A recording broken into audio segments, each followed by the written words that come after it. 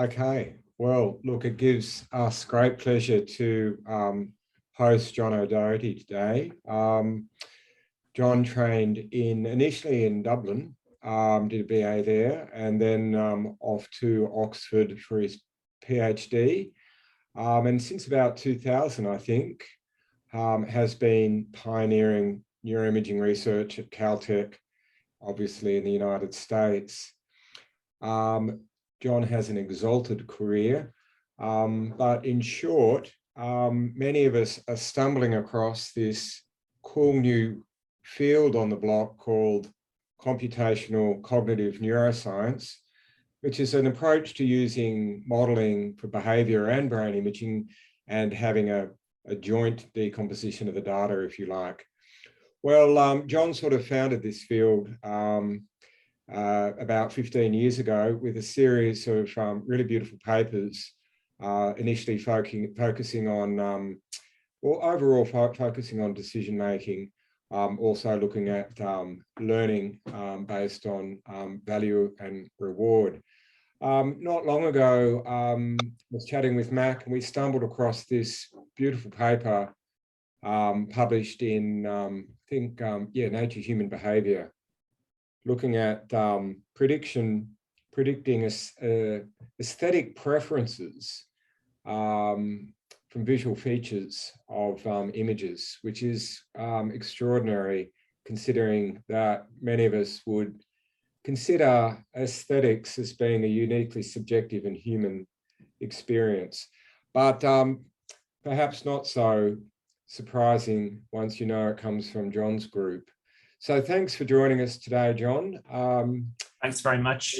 Give you about 45 minutes and then we'll fire away some questions. Awesome. Yeah, I'd like to thank Michael and Mac, or should I call you Breaky and Mac, for the introduction and for inviting me. It's great to virtually visit Sydney and Newcastle. I've never been to Newcastle, but I'm sure it's lovely. Yeah, today I want to talk about how our brains actually build value signals. Okay, so I just want to give you kind of a brief introduction, if I can get my pointer to work. Okay, so over, I guess, the last 20 years or so, there's been this kind of new field allied, I think, to computational cognitive neuroscience called neuroeconomics. And there, the idea has been trying to kind of elucidate the mechanisms by which the brain guides decisions, especially value-based decision-making. And so you can imagine here there are these three options, an apple, an orange, and a hamburger. And the idea that many people have advocated for is that the brain will have an internal representation of the value, of how much you expect, the net benefit that you will get from choosing one of these things. Okay, or another term for that is utility in the economics literature.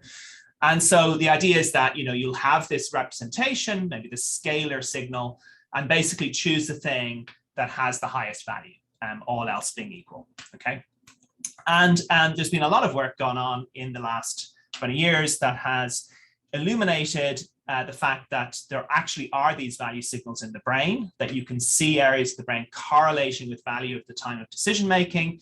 So, for example, if you're making choices between food items or DVDs, I guess they're obsolete now, but they used to be in vogue a few years ago. T-shirts, or even just monetary gambles.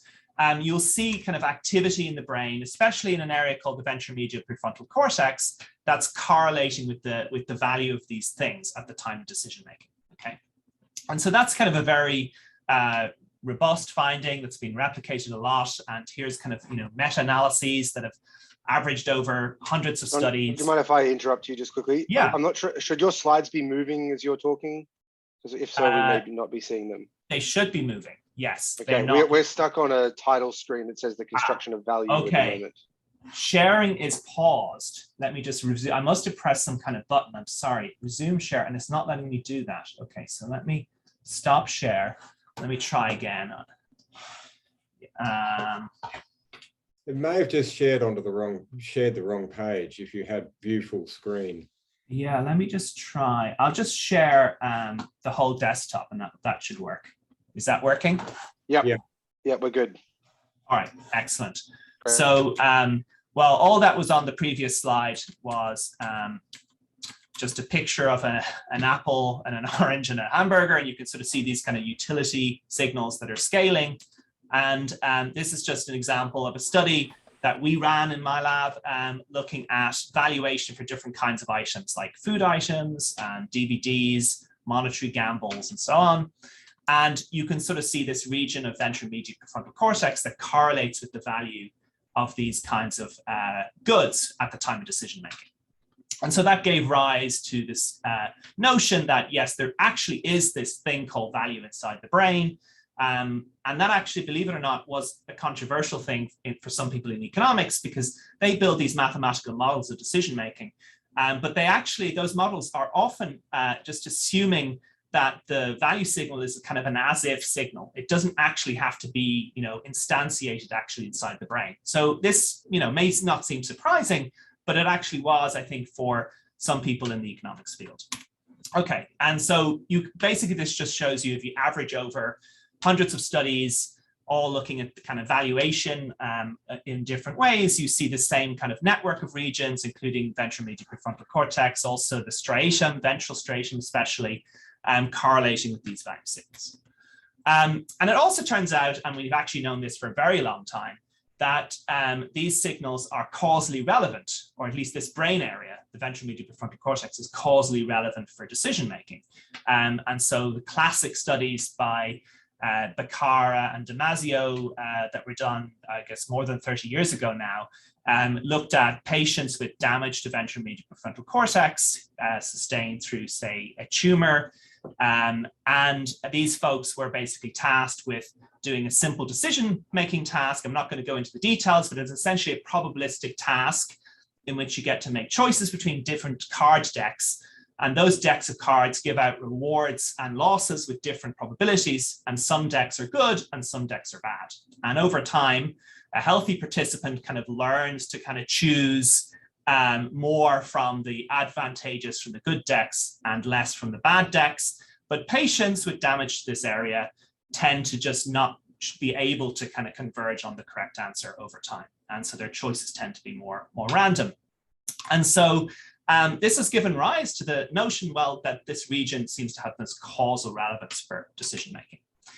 And so what I want to talk about today is, how are decision values actually constructed in the first place? So I've done a lot of work, and Brakey alluded to some of that in his introduction, where we've been looking at how value signals are learned through trial and error. So when you see a stimulus or you take an action and you get feedback, there's a lot of work showing that you learn via prediction errors that update your expectations over time. And this is a process called reinforcement learning.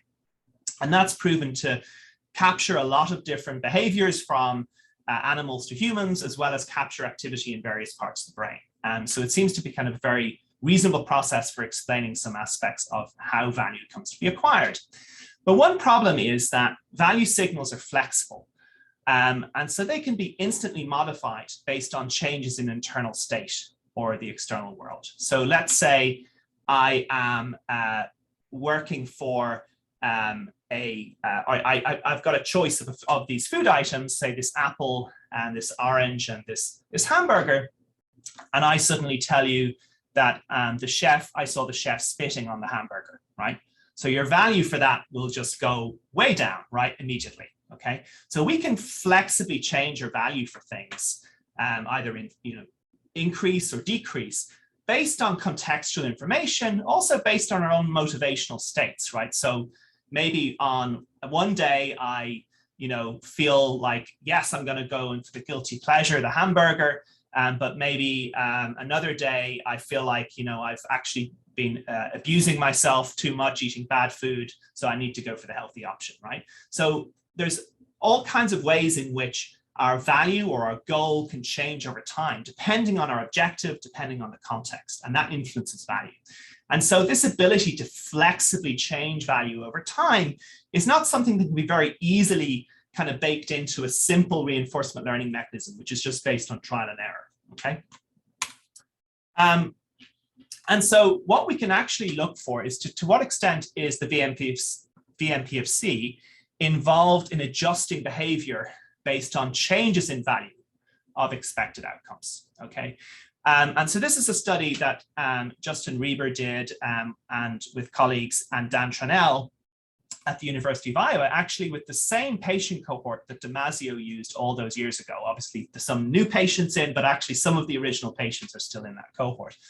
And so what we did is we took patients that had damage to the VMPFC, and we had them do a simple task in which they basically learn, they see a stimulus coming up, and they get to make choices in order to get different food outcomes, which are delivered in these kind of basically bubblegum machines that kind of deliver kind of a capsule. And in the capsule is one of two different types of foods, okay? So they get to pick, you know, their favorite savory and their favorite sweet food, and they learn to perform actions in order to get these outcomes. And what we do is after a period of time, we feed them onto to satiety on one of the foods, right? So we might feed them on Ritz crackers, okay? And we then put them back in the test situation, and then we see do they continue to perform the actions. And so this is a kind of a procedure that's done often in the animal literature, and it's a test of goal-directed behavior. So what you want to see is, do people stop responding on the action that's now associated with the devalued outcome?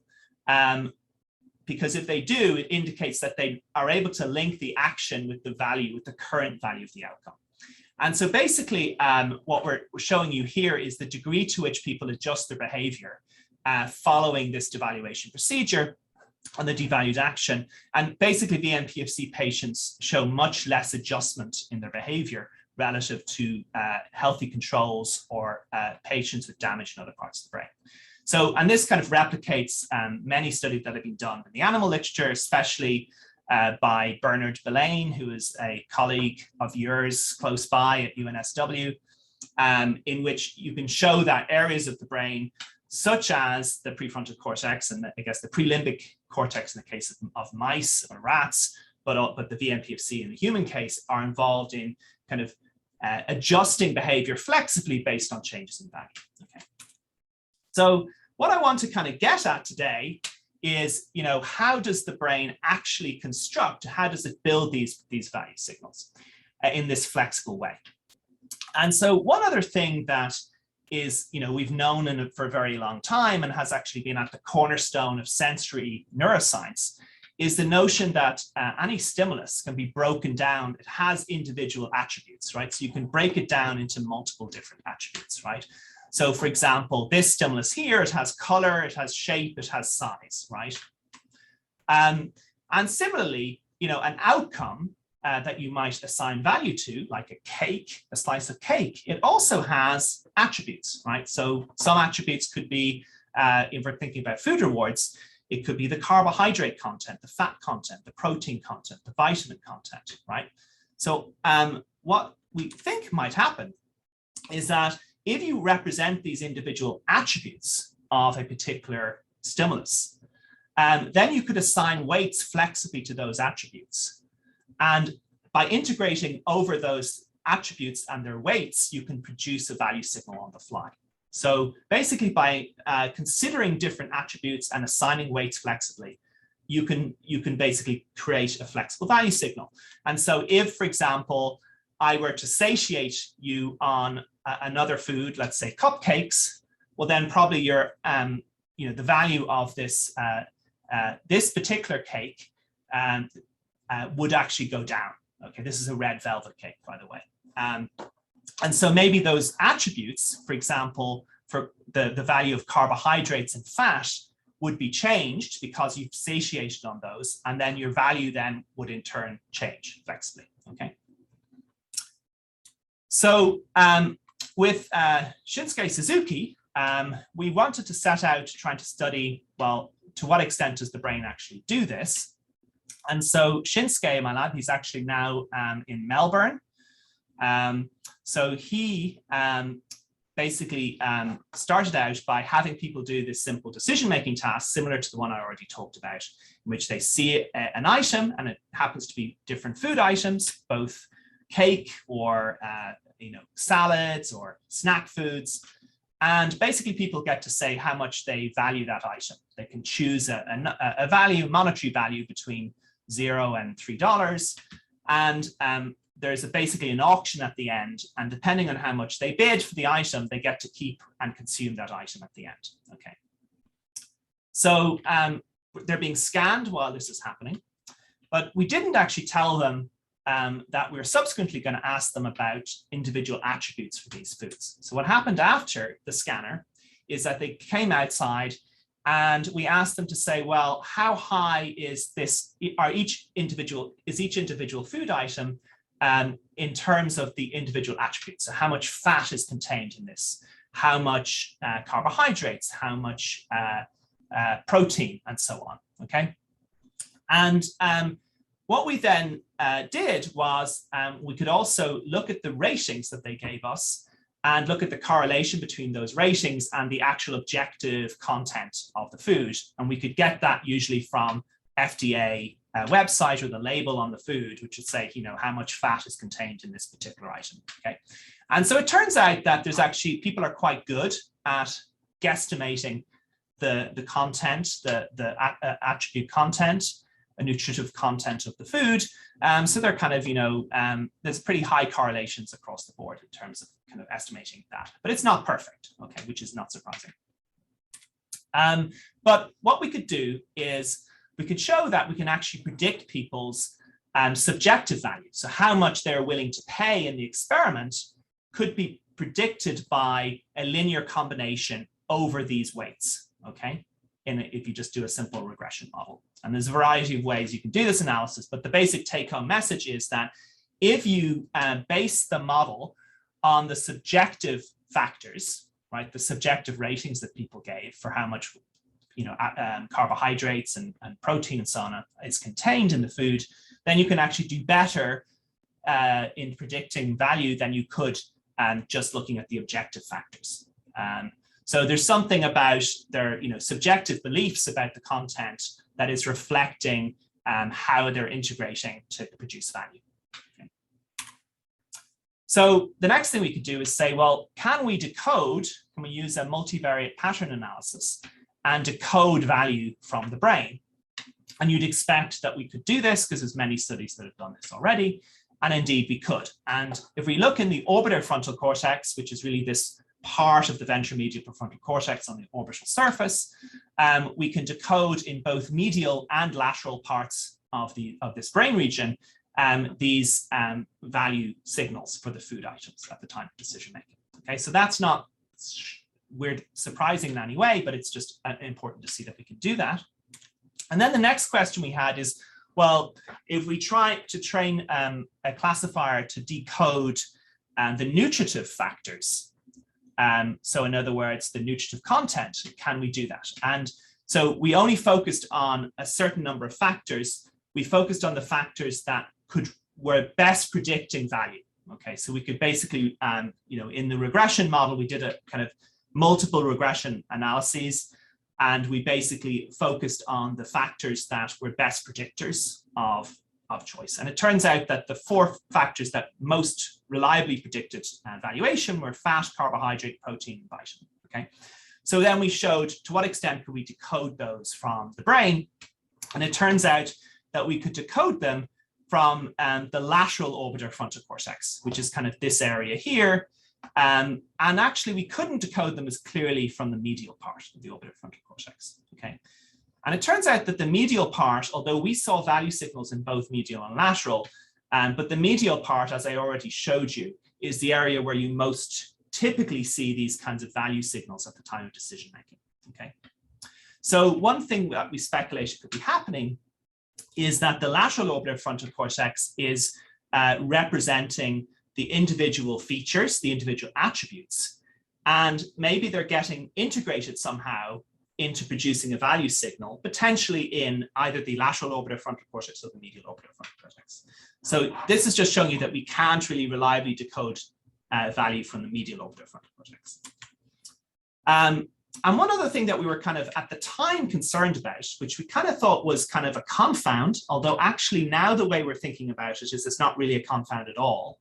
And we'll kind of see why when we start to get to the art study, is that we were wondering, well, you know, why could it be that our ability to decode, let's say, these attributes from the lateral orbital frontal cortex is not really about the representation of the attributes per se, but rather something about the visual features, the visual properties of the images.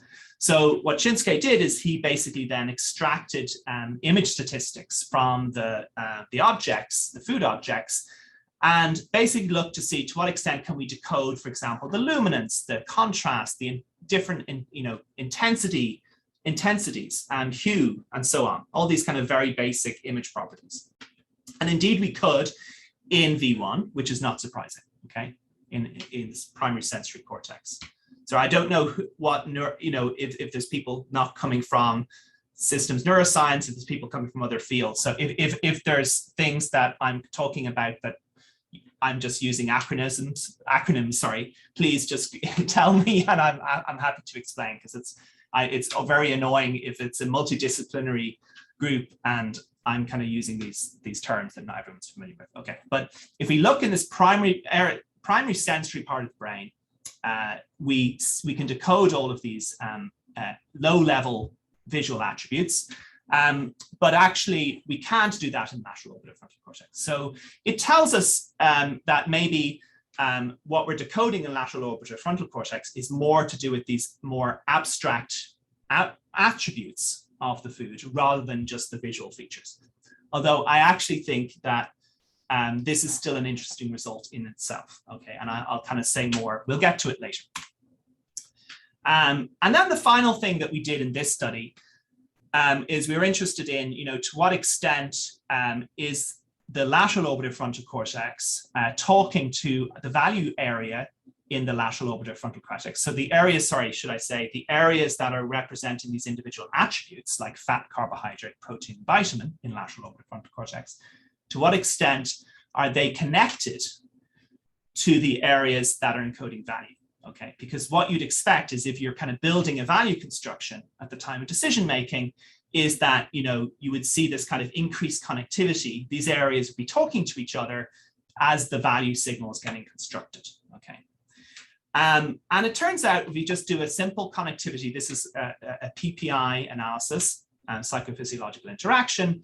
At the time of decision making, you do see an increased coupling between lateral orbital frontal cortex and the medial orbital frontal cortex value region, but less clearly, but I wouldn't overinterpret a weak result, less clearly for the lateral orbital frontal cortex. So at least one interpretation of these results could be that, just like we were saying, the lateral orbital frontal cortex contains these attribute representations and it's passed on to the medial where the value signal gets constructed. Okay, so this just kind of summarizes the story that we'd like to kind of make from this study. Okay, any questions before I move on to getting onto art? Yeah, I've got a maybe naive question, John. So yeah. How does the connectivity of the kind of orbital frontal cortex look with respect to some of the more posterior areas that we think might sort of represent the actual items that the person was seeing? So you're looking at a screen and your ventral visual stream kind of works out whether or not you were looking at an apple or an orange or a candy bar or a cake or something like that. And then right. How do we think about that sort of interacting with these more sort of frontal areas? I'm just, this is out of complete ignorance. That's a great question. And it's not something we addressed in this study. We were kind of focusing more on the orbital frontal cortex. But actually we'll hear more about that later. I'll talk about that in connection with art. But yes, I mean, I think we do need to answer those questions about food as well. There have been previous studies actually by Antonio Rangel and myself that did look at kind of connectivity between these more posterior areas when you're kind of building a value judgment. And you do indeed see increased coupling at that time between representations of, it was actually a study involving valuation of t-shirts, and there was kind of a logo, and then there was the kind of the I guess, the t-shirt itself, and those are represented in two different areas, and then you saw the coupling at the time of valuation also. So I think, yeah, you're getting at what I think is, you know, probably the more realistic story, which is that you're having these, you know, it's very much a kind of hierarchical integration process going from the very earliest sensory cortex into prefrontal. And I think, you know, it's involving large areas of cortex, and we'll kind of see that when we get to the value, the art paper that I'm going to talk about. Yeah, the art study. Okay, thanks. John, you mentioned that we changed the weight that we assign to these foods based on what we've recently eaten. And that's a whole sort of homeostatic loop involving parts of the brain like the hypothalamus. Yeah. Right. First of all, just from an experimental point of view, were all people, all your participants in this experiment sort of equivalently mildly hungry? Yeah, they were food deprived, if I remember correctly. We typically food deprive people for kind of 4 hours or so. And usually the way we accomplish that is kind of, they would normally come around, you know, just before lunch is kind of the typical thing. So yes, you know, I mean, in essence, what matters really is that we get variation in value across different foods. You know, we actually don't care. You know, it isn't the case that everyone has to value the food equally. What matters is that there's variation, and then we get differences in willingness to pay, which then gives us different, you know, parametric variation in the value signal. And then we can sort of integrate across people because we have a similar metric, and different foods will be valued differently, right? So some people will like cake, other people will like salad. And so what we're doing here is we're kind of just averaging across all of those subjects, but at the individual subject level, when we did the analysis predicting value, we're using their individual attribute weights, if that makes sense. Sure. Okay, thank you. But yeah, I mean, to study, I mean, I think if you really want to study this kind of flexible value, that is something we're kind of starting to do now.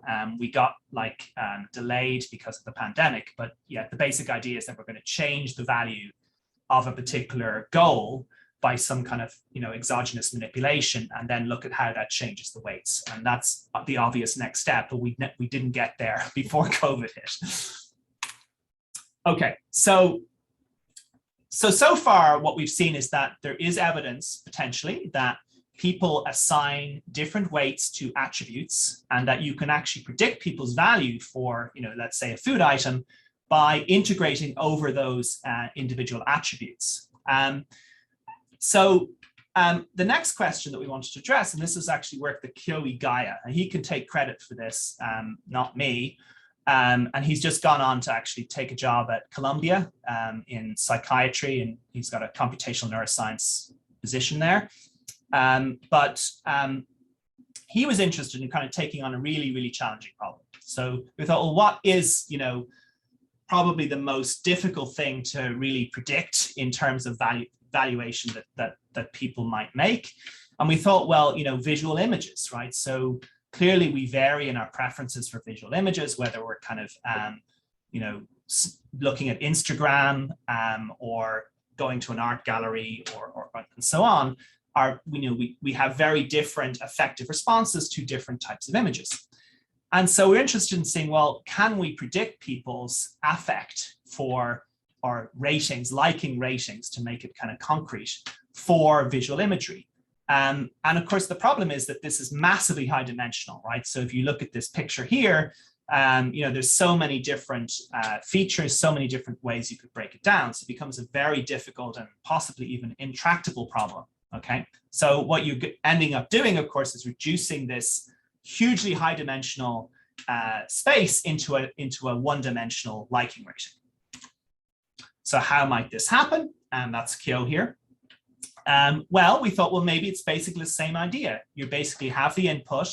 There's some function, some transformation going on over the input that's producing the liking rating. And we thought, well, maybe the function could look something similar to what we're finding for the food valuation. Except, you know, although I think food valuation is also going to be quite complicated, and, you know, we only looked at a small number of features, but here we thought, well, what kind of features should we study if we're trying to predict art valuation? And it turns out there is a literature on this. There's actually, going back to Fechner, there's a whole field of aesthetics, and people have been working on this for decades. But there is some ideas that people have had about the type of features that people might use. And so there's actually previous work, Leslie Fellows, for example, who's in Montreal, and kind of looked at the extent to which people use different features. And some of the features that people have focused on are, for example, is the art concrete, right? Is it kind of like showing a concrete image, or is it abstract? Is it dynamic or still? What's the color temperature? Is it hot or cold, right? What's the affective property of the image, right? Is it signifying a positive affect or a negative affect? And so remember that the affect of the art, portrayed in the art, isn't the same thing as my affective response to the art, right? So I could see Edvard Munch's The Scream, and clearly that's kind of a very aversive type of content, emotional content, but that I could still have a positive affective reaction to that, right? So those are examples of features that people have thought about in relation to kind of visual art, and they're quite high level, right? So they're kind of they're subjective, and it's not easy to extract those features directly from an image, right? But of course, images also have very low-level visual properties, and this kind of goes back to the early stuff I talked about in relation to the visual properties of the food items.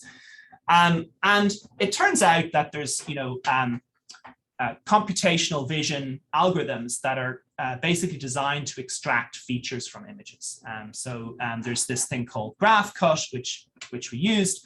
And you can extract tens of features. So in actual fact, we extracted about 71 different features. And these features are things like hue, color, saturation, entropy. You also divide the images into different segments. So there's like a segmentation going on. And then you also extract the average properties of each of those features within those segments as well. So you can actually, if you kind of multiply all that out, you can get, actually many more than 71, but we just stuck with 71 different features. Some of them were hand coded, some of them came from this GraphCut algorithm. But basically we had all these features. And we also got people to give ratings. So we had, I guess, about 1,000 pieces of art that we got from the Wiki Art database. And we got 7 people into the lab, and we had them rate all 1,000 images. And what they did is they just gave us a liking rating. How much do you like this? 0 to 3. We kind of kept it like this because we eventually wanted to translate it into the scanner. So we wanted to keep kind of the response rate, the response modality relatively simple. And we also ran this on MTurk, Amazon Turk, and we got over 1,400 subjects, but each subject only did a small subset of randomly selected of the images. Okay. But still, we got a large kind of selection of ratings for each of the images. Okay. And the other thing I should say that we did was we were also able to get, so obviously we can automatically extract the low-level features from each image, but the high-level features, they're kind of harder to, as I said, to actually, label. So you actually need a human to subjectively label those. So we got people coming in from the Pasadena Art Center, Design Center, who at least had some experience of art, and they had taken a few courses in art. And we got them to make ratings about how much is this image concrete, how much is it abstract, how much is it dynamic, how much is it still, and so on. Okay, so we kind of then could get average ratings of these attributes, these higher level attributes. So what we then did is then took all of those features, the kind of low level and the high level features, and we entered those into a regression analysis. It was actually an elastic net that we used. And we just look to see to what extent can we predict people's preferences based on individual features. And we ended up taking I think here it's maybe the 12 best predicting features on average across the group. And what you can sort of see is, when you see a positive weight here, it just means that that feature is contributing positively to valuation. So here, this is concreteness. So a more concrete image on average across these participants tends to be liked more, okay? But also you can see presence of a person seems to have a mildly negative effect on ratings and so on. So I wouldn't go too much into the detail of this, but just to say that, taking these individual features, we can kind of show that we can assign weights to them, and those weights can actually ultimately predict value. Okay, so what I'm showing you here is the correlation between the model, the weights assigned to each individual feature multiplied by the feature values, which is then predicting a liking rating. And then we're looking at the correlation between that and the actual liking ratings. Okay, and there's different ways you can train the model. You can train the model on the same participant. Okay, so you can basically hold out a portion of that participant's data and train the model on another portion, and then test on the held out portion, and then you can kind of do a round robin cross validation. Or you can take the 7 people that we tested. You can train the model on 6 and test on the 7th, and then also do a cross validation, leave one out, cross validation. Or you can actually train the model on the MTurk participants and test on the in-lab participants. And what you can sort of see here is that we can generally do quite well in predicting people's preferences. And obviously some subjects, here's the 7 in-lab participants, some subjects we can predict better than others. And what's interesting is that, although you can do pretty well if you train within subject and test within subject, which you'd expect if they're, each person has individual subjective liking ratings that are different from another person's. It turns out that actually you can still do pretty well if you train on another person in the group, or even on the MTurk data, and predict that person's rating. So there's a lot of commonality, common variance that we're kind of explaining in people's preferences in these liking ratings. So I think that's interesting. And the other thing that's kind of worth noting is that, some people were doing pretty well, correlations of kind of 0.8 and so on.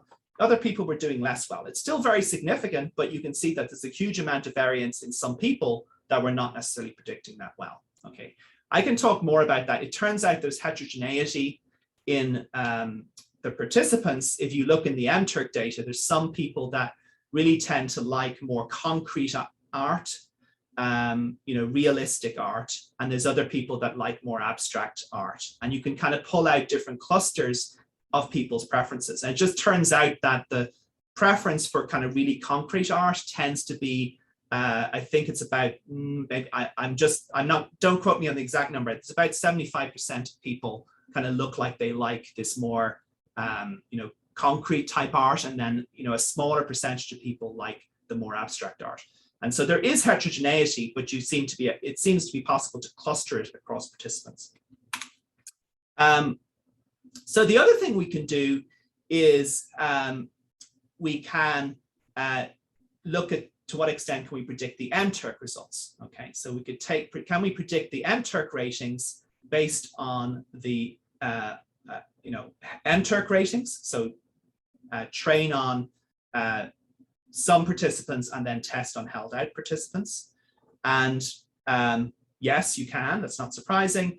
But we can also predict MTurk ratings based on training the model on the in-lab as well. Okay, so that's again just speaking to the idea that there's a lot of common variance that we're predicting in people's ratings with this method. And we can also just throw out the high level ratings altogether and just train on the low level. And you can still do pretty well. Not as well as you can do if you combine over the high and low level ratings, but you can still do pretty well, okay?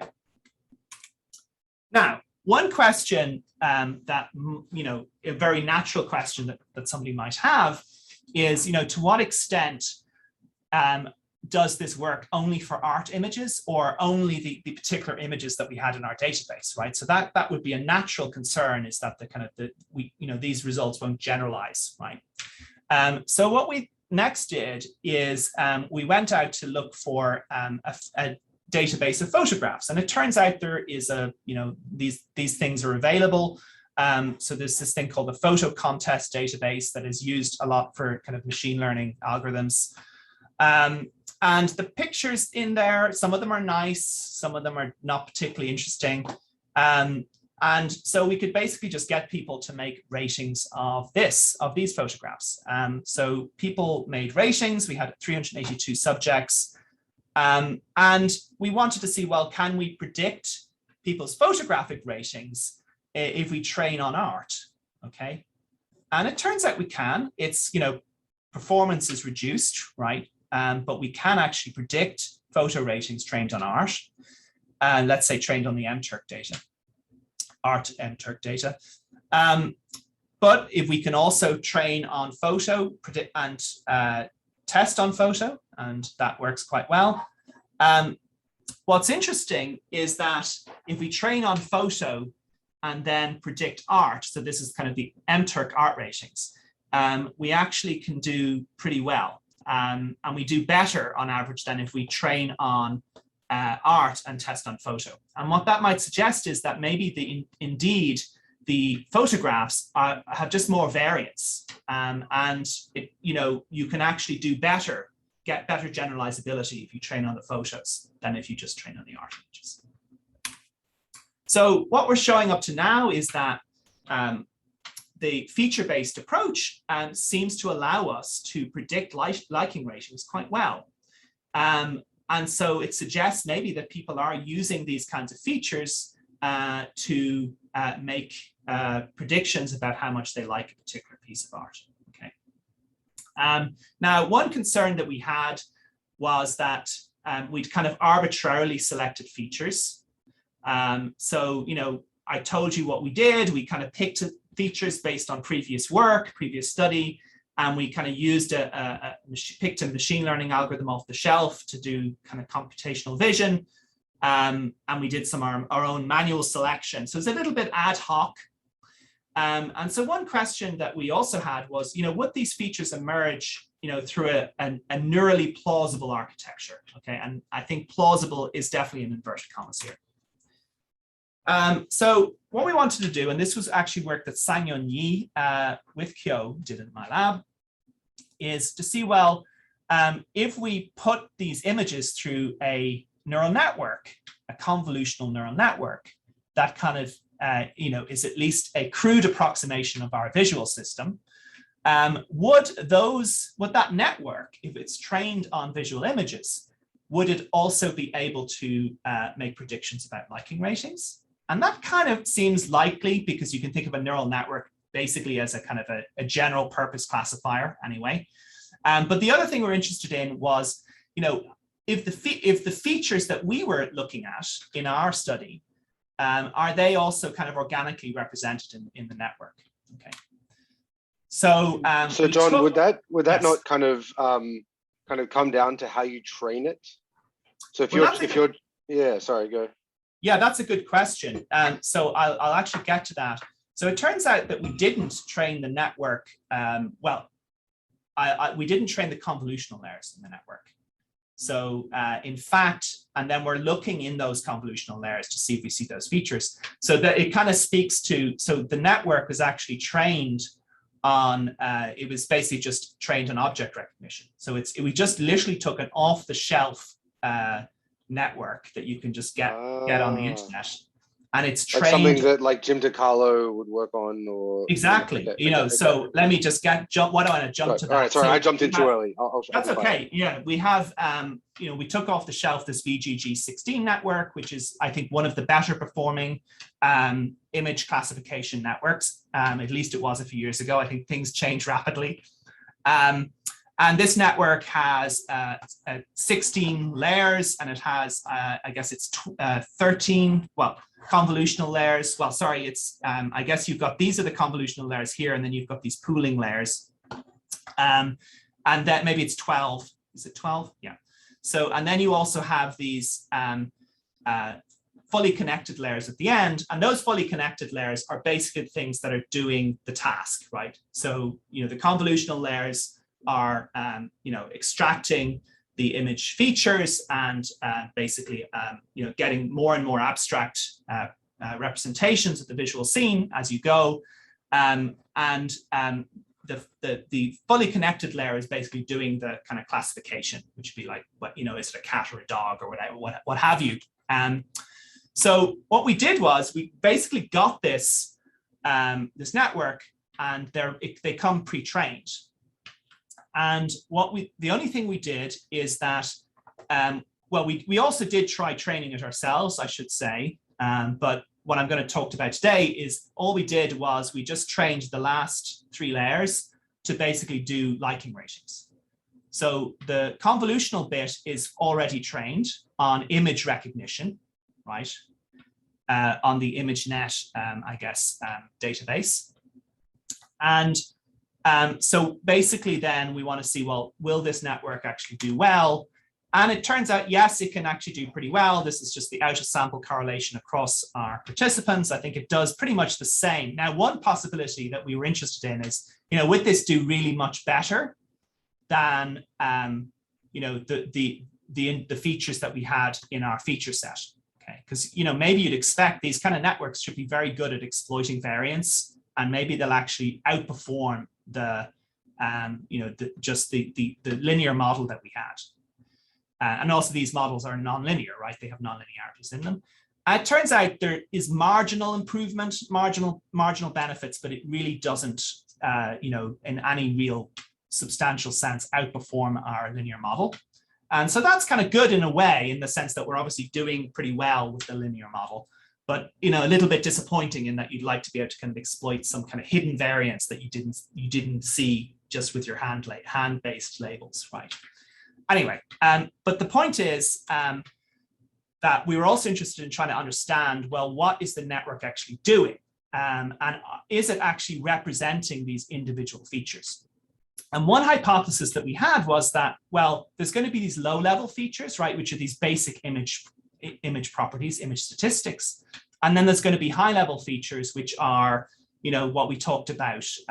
Is it dynamic or still? Is it has a, you know, hot or cold? Does it have a emotional content, aversive or negative, or positive and emotional content, and so on, right? So you have all these kind of what we call high-level features. And we're just interested to see, well, is it the case that the representation of those features would be different as you move through the layers of the network? And so the natural hypothesis would be that maybe you get more representation of the low-level features early on in the network, and greater representation of the high-level features later on in the network.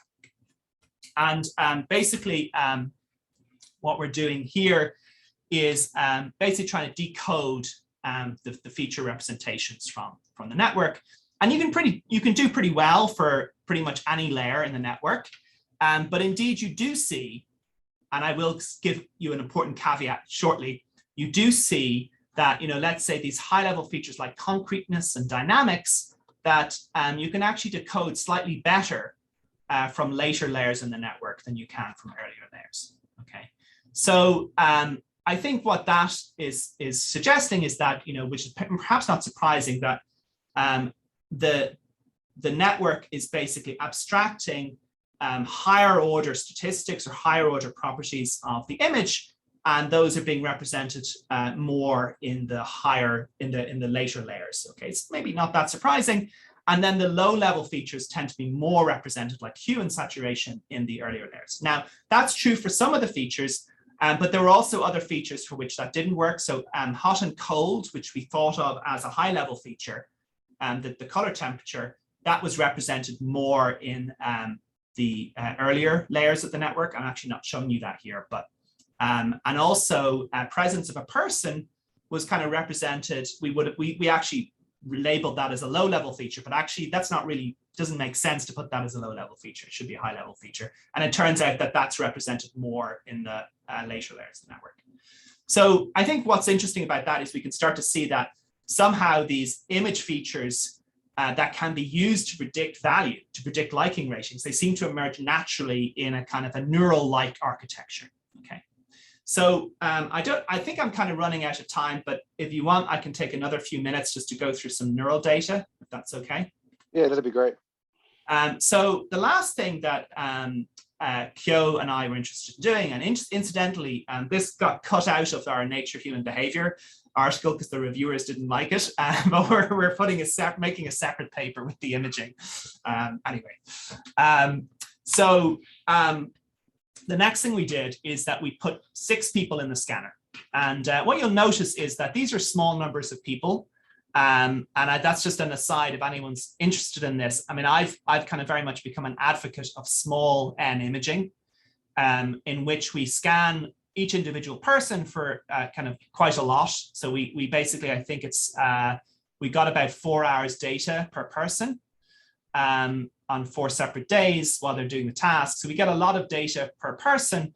And then the idea is that we eschew kind of group level statistics, but what we want to see is, you know, in each individual subject, are we seeing, you know, results that make sense? Okay.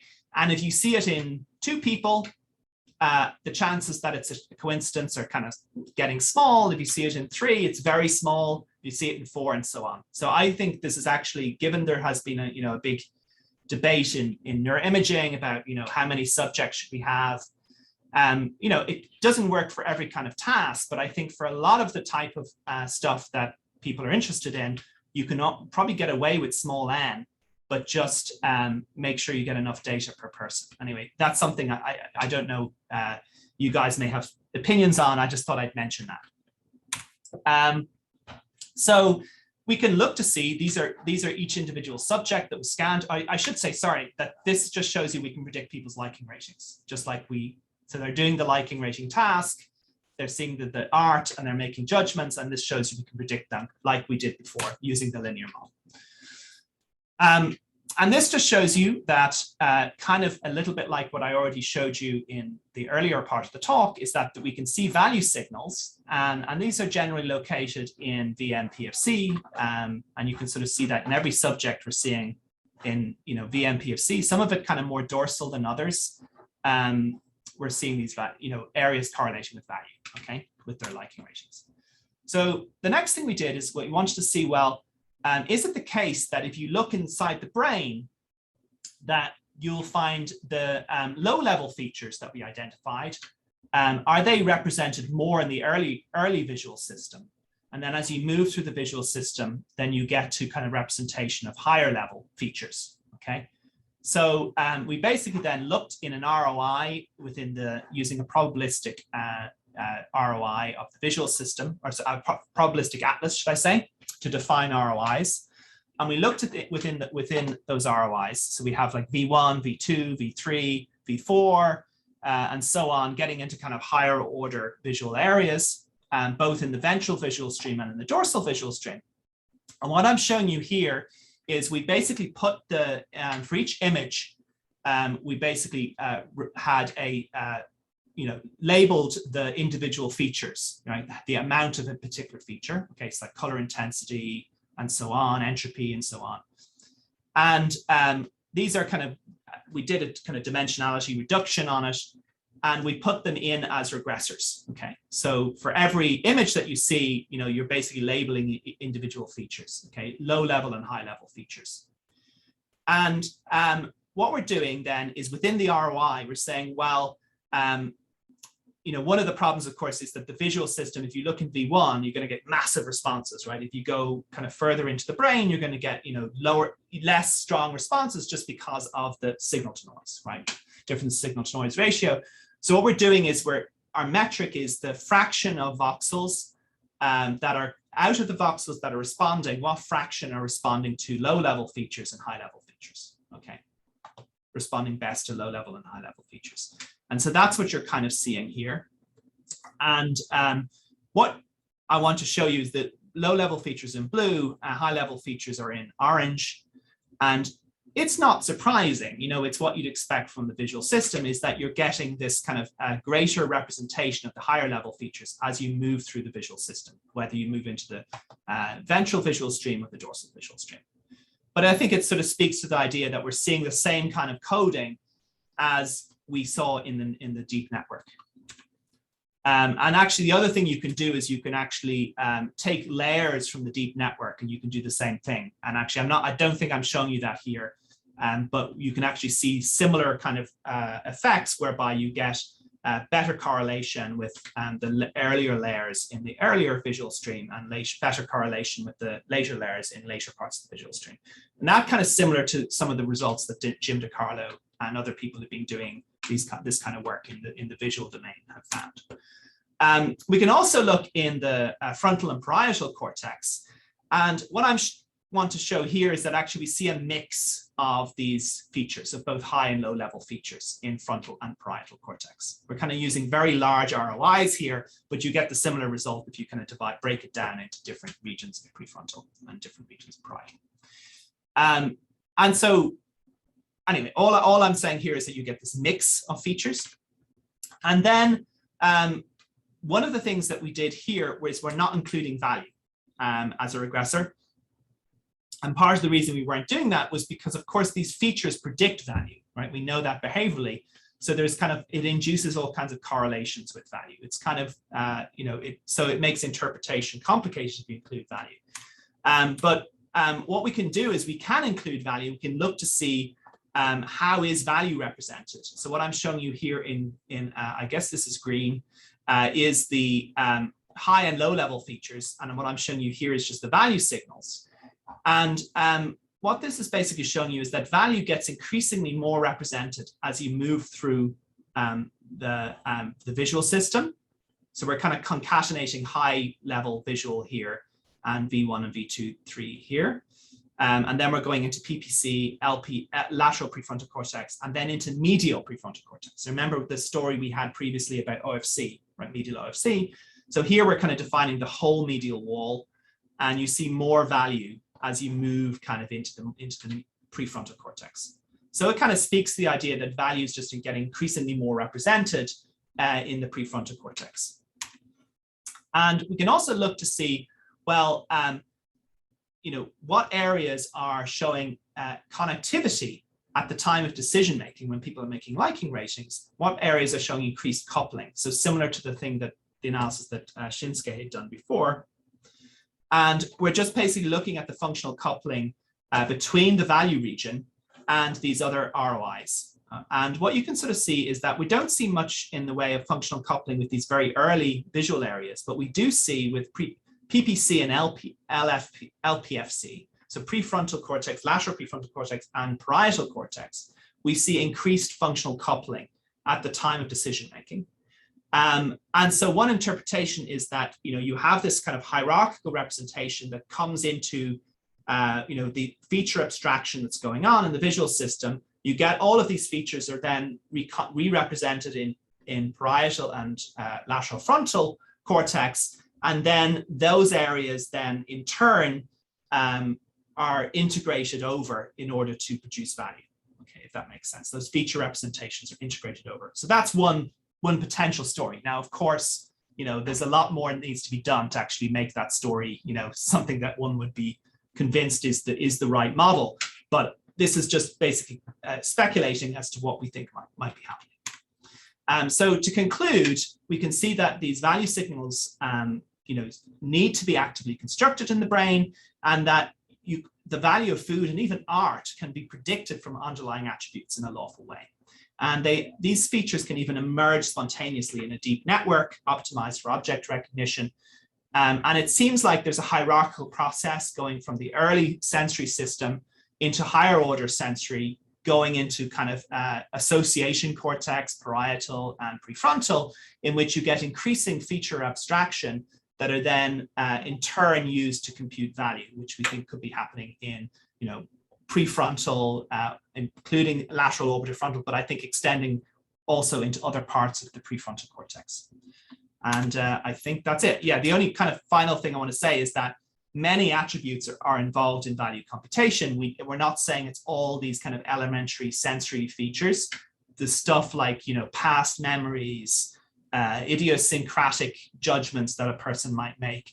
And, you know, one of the things I will say is that it's not like we're predicting value, you know, as best as it could possibly be predicted, right? I think there's a lot more you can do in terms of looking at the individual subject level. I think in the art data, I think it's fair to say we can probably predict about 40% of the variance, which is reasonably good, but there's a lot of variance we're not predicting. And we don't seem to be good at capturing the idiosyncratic aspects of preference with our approach up to now. And I think if you maybe looked at things like maybe the semantic content of the images, you know, past memories, you know, did you, in a particular piece of art, does it remind you of your grandmother, right? You know, there's going to be stuff that we're not really able to get access to using this kind of, you know, machine learning based approach, unless we really focus on individual subjects. So I think that's an interesting area for future research. We haven't made a lot of progress in that yet, but I think there's a lot to be done. So I'd like to conclude by thanking everybody in my lab who's done all this work. I just get to talk about it. And especially Shinsuke Suzuki, who did all the food work, and he's now actually not exactly a neighbor, but nearby in Melbourne. And also Sang-Yun and Kyo for all the work on the art project. Thanks for your time.